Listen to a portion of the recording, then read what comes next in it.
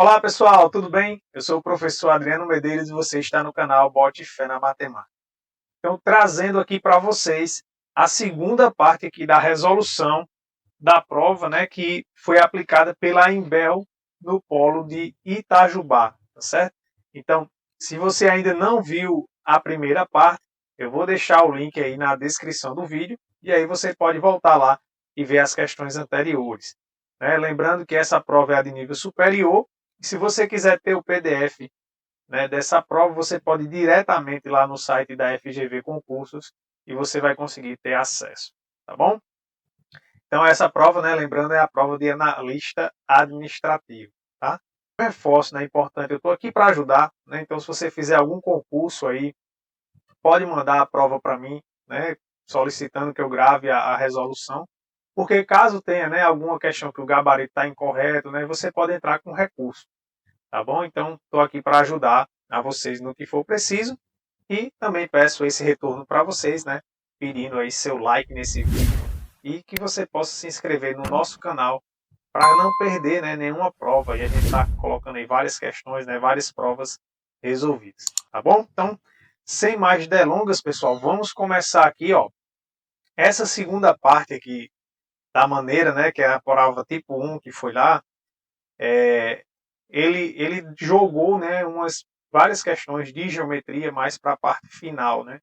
Então, eu diria que o candidato que pegou essa prova, a metade final, né, das questões de raciocínio lógico, estava um pouquinho um nível maior do que, né, as primeiras, tá certo? Então, se você for avaliar dessa maneira, eu considero que essa parte final, aqui essa parte 2, as questões estavam mais caprichadas, né? A banca deu uma caprichada maior. Mas vamos lá. Essa primeira diz o seguinte, ó. Dado um triângulo equilátero, ABC, prolonga-se o lado AB no sentido de A para B, até um ponto D, tal que a medida de BD seja igual à medida do lado do triângulo ABC. Tá? Bem, então, primeira informação é que o nosso triângulo ele é equilátero. Professor, o que é um triângulo equilátero mesmo? Um triângulo equilátero é aquele triângulo que ele tem os três lados iguais. Tá? Então, esse aqui é o nosso triângulo equilátero. Ele tem os três lados iguais. Tá? E aí eu vou colocar aqui, né, ó, A, B e C. Tá? E aí ele fala, né, que a gente vai prolongar, né, aqui o segmento, ó. Então vamos prolongar aqui esse segmento com o mesmo comprimento, tá? Então, com o mesmo comprimento, ou seja, esse lado é igual a esse lado, que é igual a esse lado, que é igual a esse lado, tá?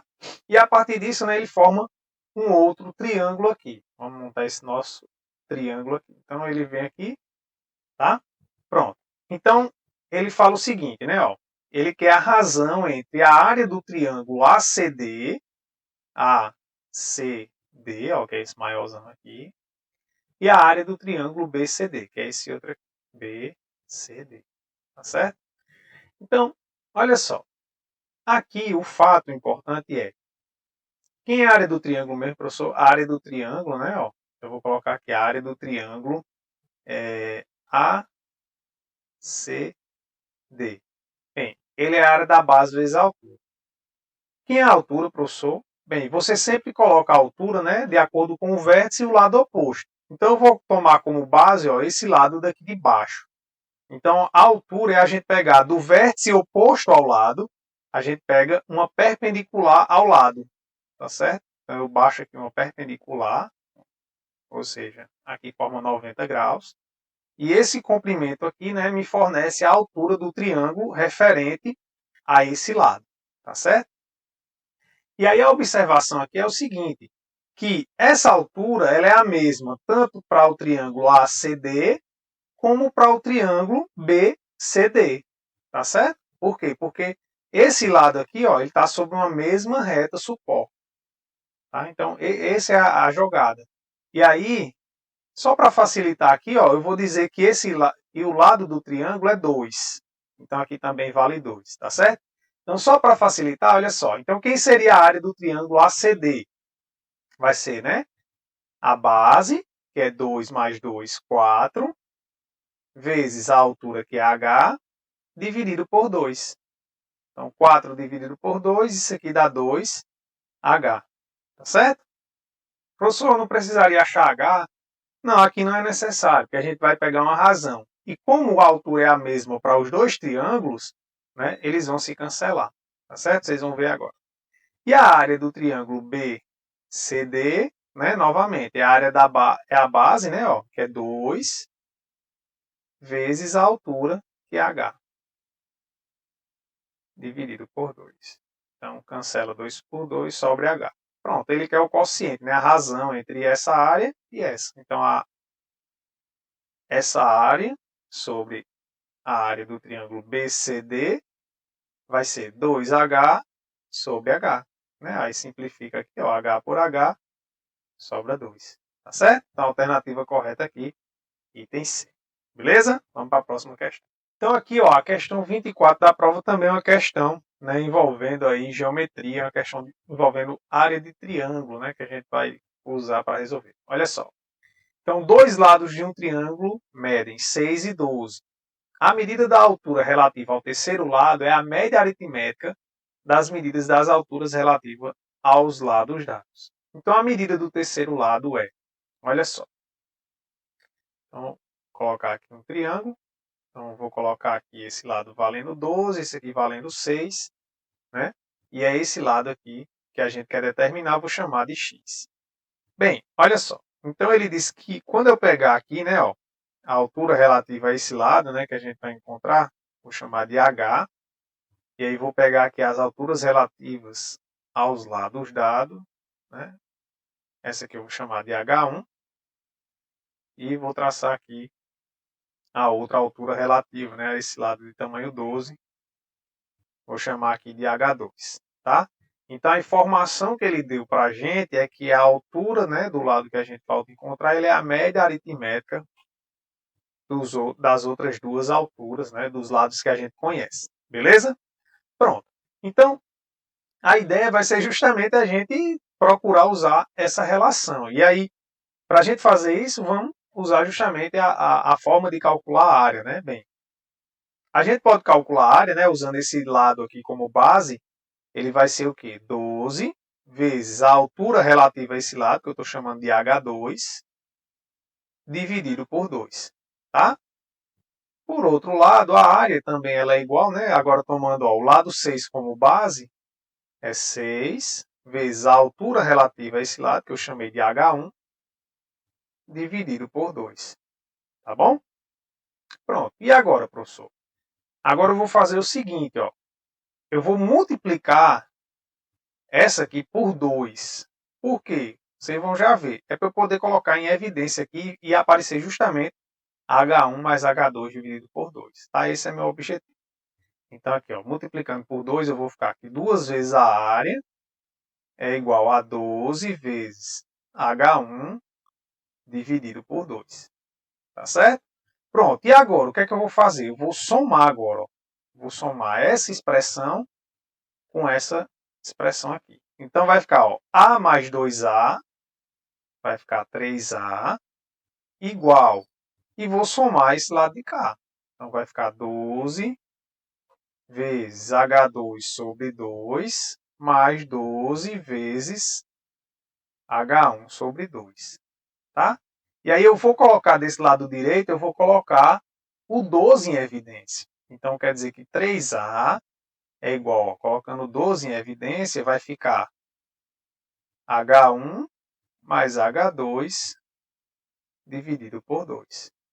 Né? Porque ficaria separado, né, as frações, mas como tem o mesmo denominador, eu posso colocar um denominador só. Né? Aqui ficaria ó, h1 sobre 2 mais h2 sobre 2.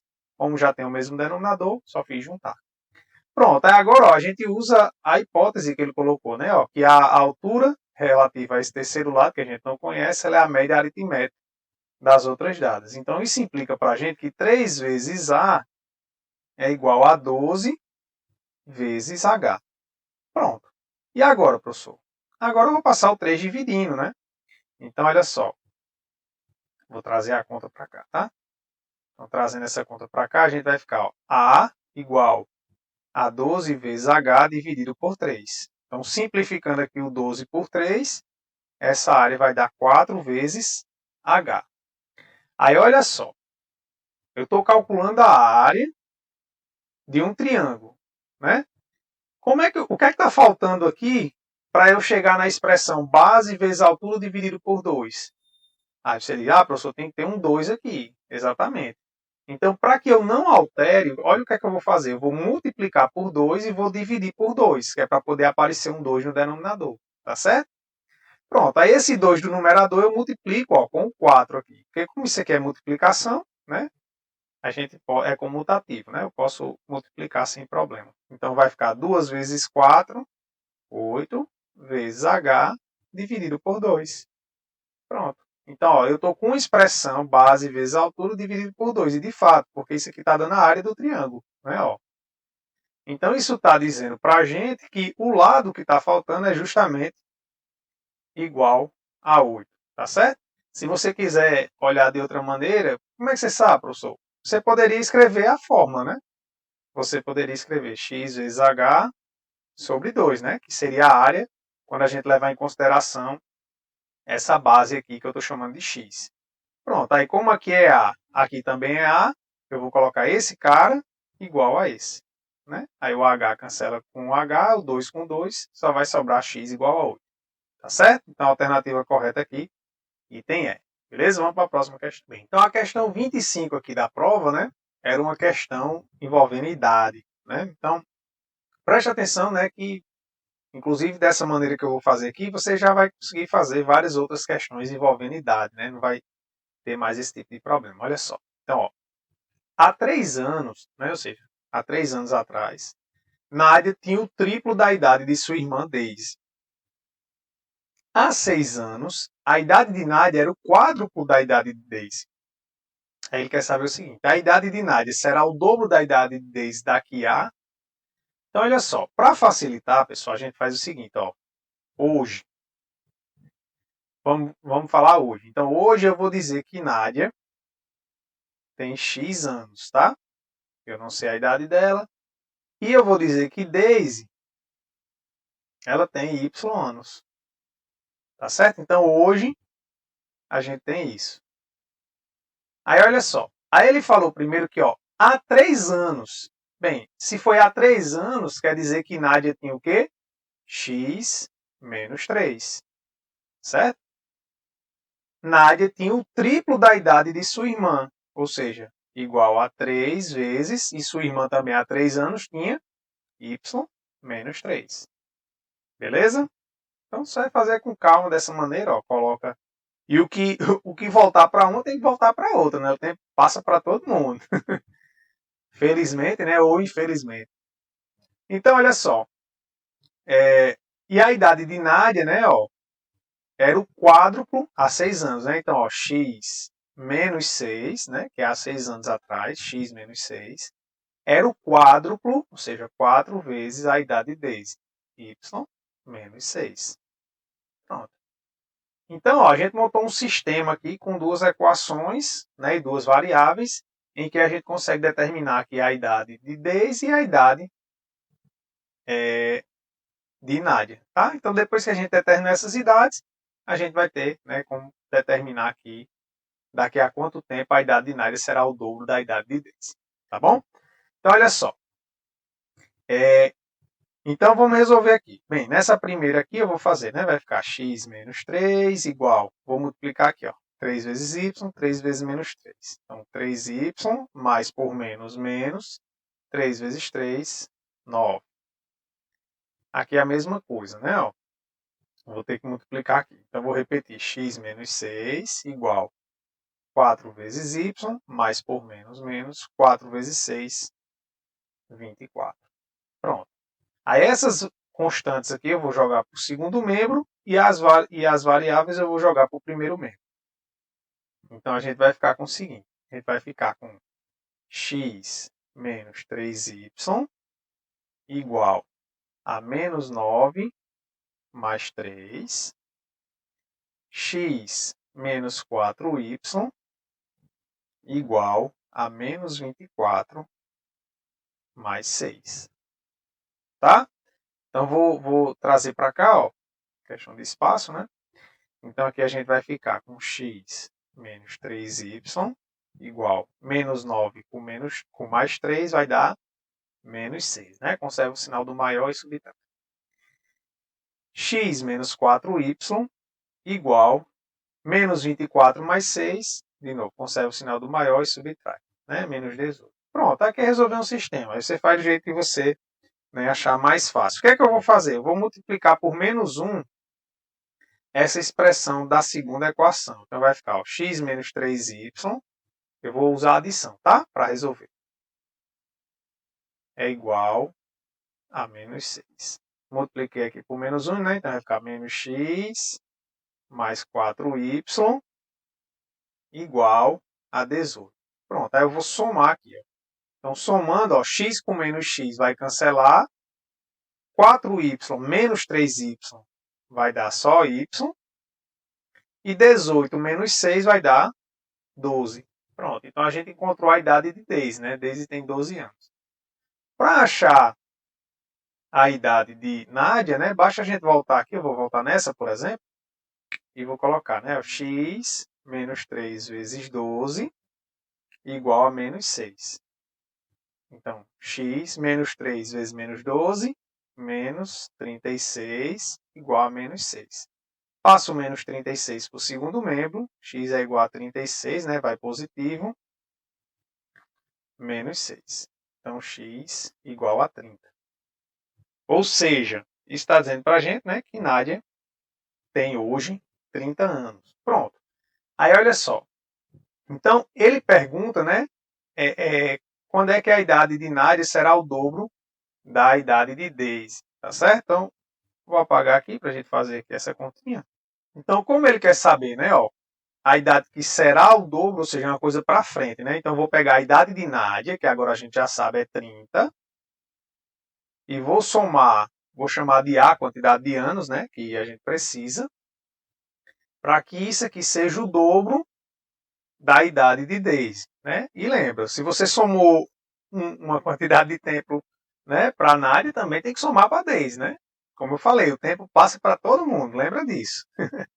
Então, bem, a idade de Daisy a gente já achou, né? É 12, então vai ficar 12 mais A. Pronto, então agora a gente tem a equação do primeiro grau e a variável é A. Então aqui fica ó, 30 mais A igual 2 vezes 12, 24, 2 vezes A. Então 2A. Pronto. Então vou passar o 24 para cá e o A para o outro membro. Então vai ficar 30 menos 24 igual a 2A menos A. Então 30 menos 24 é 6, 2A menos A é A. Então, exatamente, né, daqui a 6 anos é que esse fenômeno aqui vai acontecer. Né? Então a alternativa correta aqui, item D. Beleza, pessoal? Vamos para a próxima questão. E não esquece, o tempo passa para todo mundo. Bem, a questão 26 aqui da prova né, é a questão de probabilidade. Então, olha só. Ela fala o seguinte. 4 pessoas estão sentadas em volta de uma mesa circular. Cada uma delas possui uma moeda honesta. Em determinado momento, as 4 pessoas lançam as respectivas moedas. Quem tirar a cara deve se levantar e quem tirar a coroa deve permanecer sentado. Então, a probabilidade de que não haja 2 pessoas adjacentes levantadas é de. Bem, então só para facilitar, né, eu já coloquei aqui como é que eu vou representar, né? Bem, cara, eu vou representar pela letra C, e aí a questão disse para a gente que quem tirar a cara, né, deve se levantar, e quem tirar a coroa deve permanecer sentado, né? Então, bem, a situação é que eu tenho aqui, né, ó, uma mesa com 4 pessoas, né? E olha só, eu posso identificar essas cadeiras, eu posso simplesmente colocar aqui, ó, 4 posições, tá? Lembrando que qual é o detalhe aqui, professor? O detalhe ó, é que esses aqui da ponta, eles também são adjacentes, né? Porque como eu estou numa mesa circular, né? Eles também estão um ao lado do outro, né? O que é ser adjacente é o que está do lado, né? Você pode entender dessa maneira, tá certo? Então, adjacente são esses dois que estão aqui do lado. Então, como é uma mesa circular, eu posso representar assim? Posso, mas tomando o cuidado de que os da ponta também são adjacentes, tá certo? Então, esse é o primeiro passo. Beleza. Bem, a gente quer uma probabilidade, né? Então, essa probabilidade vai ser de acordo com o que vai sair aí, né? Cara, coroa, enfim. Então, para a gente saber a probabilidade de algum evento, primeiro a gente tem que saber o nosso espaço amostral, né? Quantos eventos são possíveis aí? Bem, se eu tenho 4 pessoas, não é? E cada uma só pode tirar cara ou coroa, então cada uma tem 2 possibilidades, né, para o seu resultado. E como isso é uma coisa simultânea, o princípio fundamental da contagem diz que a gente tem que multiplicar, né? Ó. Então, como cada um tem 2 possibilidades, então eu vou multiplicar aqui, 16. Ou seja, está dizendo para a gente que a gente tem 16 combinações possíveis, né, para cada um tirando cara ou coroa, tá bom? Então, esse aqui é o nosso espaço amostral. Nosso espaço amostral.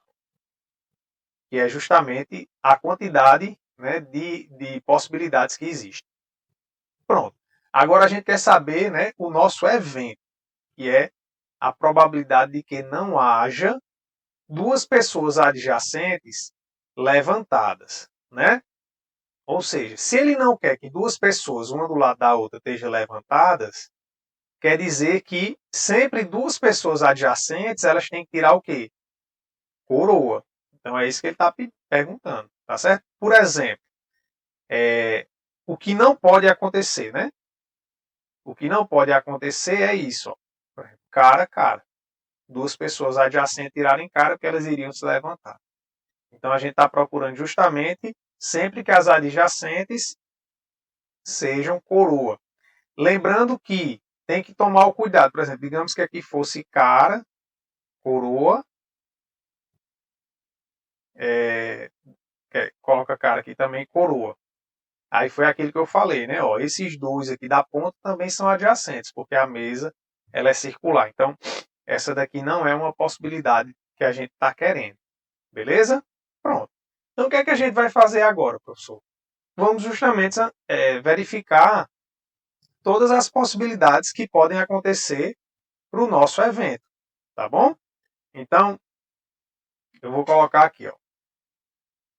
Bem, primeiro, e óbvio, né? Se todo mundo tirar coroa. Se todo mundo tirar coroa, todo mundo vai ficar sentado. Beleza? Agora vamos olhar ó, os casos em que apenas uma pessoa tirou coroa e vamos variar ela né, nessas possibilidades. Então, olha só. Por exemplo, eu posso começar aqui colocando, né? Ó, coroa, coroa, coroa e cara. E esse cara aqui, ó, ele vai andando, certo? Ó, aqui as possibilidades. Ou seja, num total a gente vai ter 4 aqui, né? Mas vamos descrever aqui para ficar bem claro para você, ó. Coroa, cara. Tá certo? Ó, cara, coroa, coroa, coroa. E eu posso colocar a primeira pessoa também tirando cara, né? Então, coroa, coroa, coroa.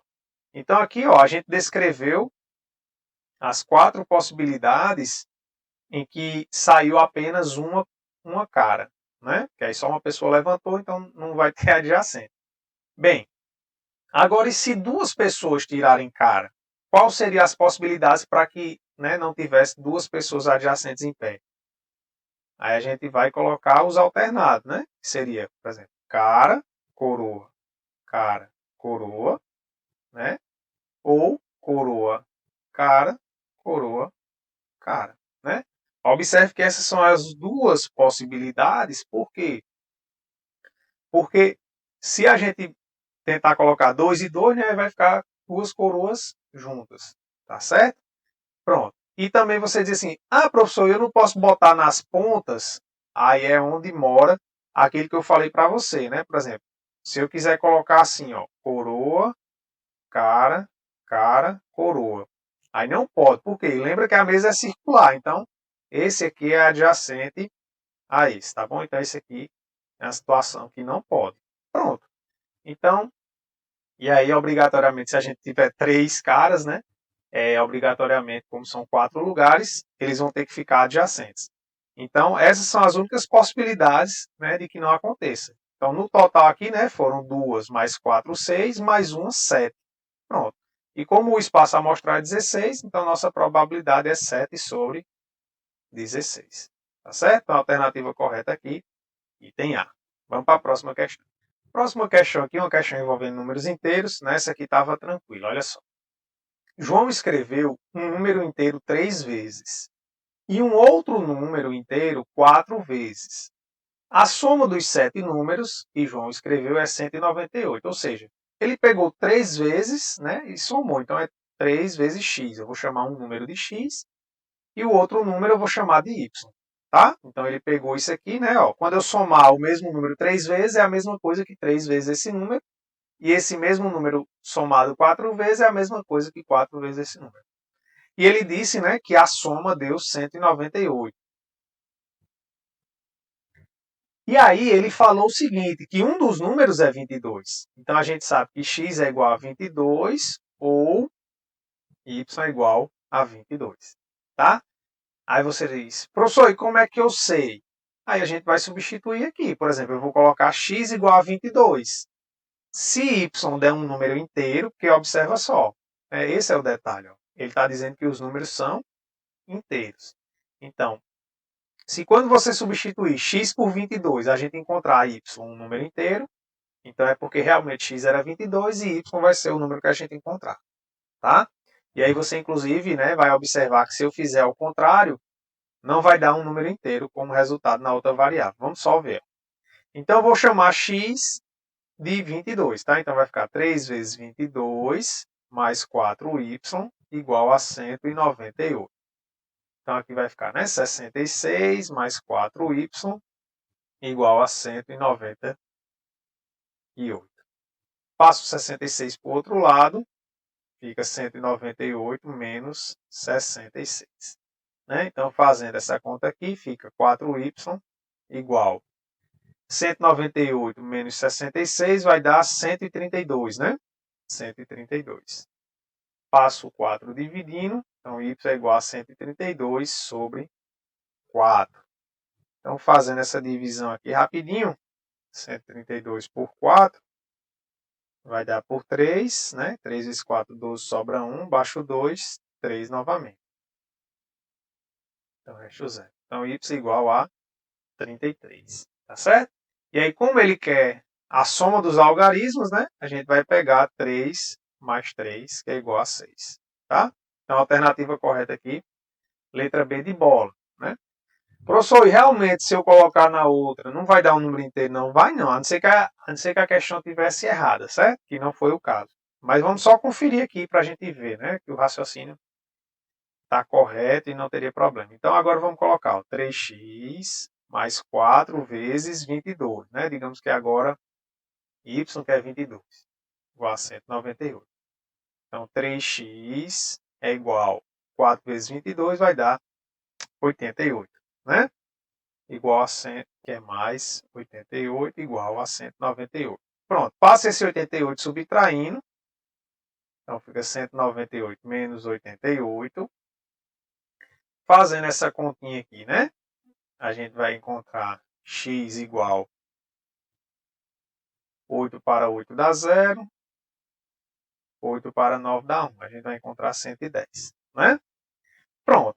Aqui a gente já dá para ver, né? Mas vamos passar aqui. Então, x é igual a 110 dividido por 3. Só que esse número de cima aqui, ó, se a gente somar os algarismos, dá 2. E 2 não é divisível por 3. Portanto, 110 não é divisível por 3. Então, isso implica que x não é inteiro. Tá? O que não pode, né? Porque a gente sabe que os números que ele somou são números inteiros. Tá bom? Então, de fato, essa é a alternativa correta.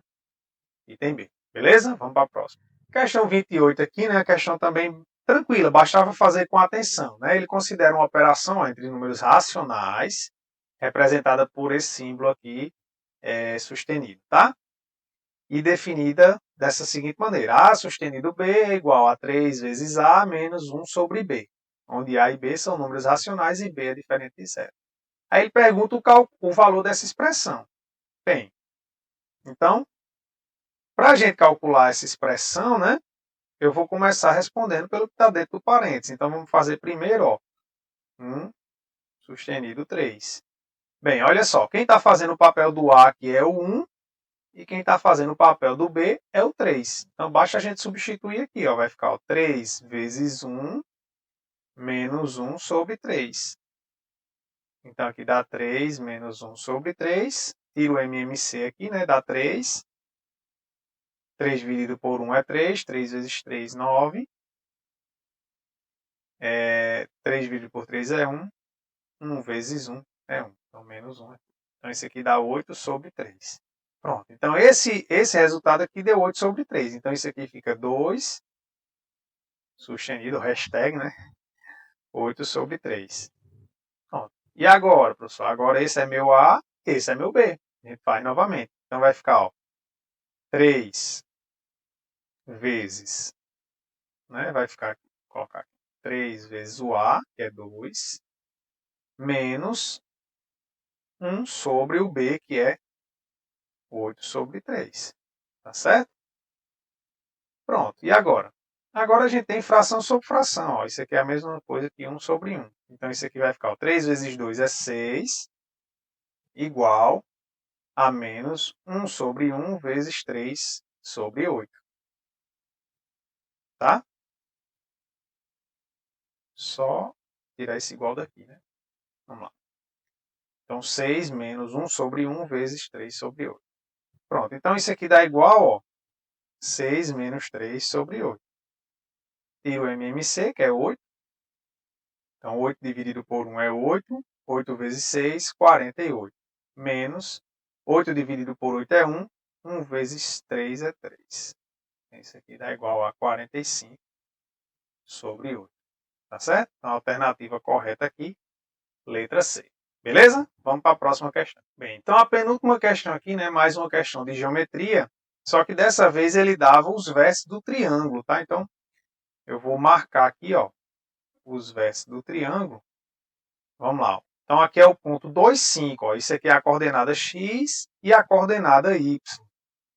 Então, vou marcar aqui, ó, 1, 2, 3, 4, 5, 6. Vou colocar, tá, o 6 aqui. Vou colocar até aqui, porque a gente vai ter coordenadas até 6, né? Então, 1, 2, 3, 4, 5, 6. Então, assim é o eixo y e aqui o eixo x. Então, para eu marcar, ó, eu vou colocar aqui, ó, x igual a 2, 1, 2, 3, 4, 5, y igual a 5. Então, eu subo, ó, paralelo ao eixo y, paralelo ao eixo x. Onde encontrou aqui é o ponto A. Agora, o ponto B, x igual a 4, y igual a 1. Então, 4 é aqui, 1 é aqui. Né? Então, sobe aqui e traz paralelo aqui. Pronto. Então, esse aqui é o ponto B. E o ponto C, as coordenadas são 6 e 6. Vamos pegar. E pronto. Encontrou, aqui é o ponto C. Beleza? Então, vou tentar fazer aqui uma retinha. Aí vocês têm uma boa vontade, né? Também que eu sou para fazer reta à mão livre aqui, tá? Tá bravo. Pronto. Vamos lá. Então, suponha que isso é um triângulo. Beleza? Que isso aqui são retinhas bem feitas. Olha só. Pronto. Aí o que ele fala? Ele fala que esse triângulo ele é dividido em duas regiões de mesma área, por uma reta que passa pelo ponto A, né, e essa reta intersecta o lado BC num ponto D. Aí ele pergunta as coordenadas do ponto D, tá certo? Então ele passou uma reta aqui, ó, intersectou aqui, chamou aqui de D. E esse pedaço aqui ficou com a mesma área desse aqui, tá bom? Bem, aí olha só, eu vou fazer o seguinte, aqui eu vou chamar de X e aqui eu vou chamar de Y, tá certo? Ó, esse pedaço aqui, esse comprimento é Y, esse comprimento aqui é X. Pronto. Então, o que é que a gente sabe aqui?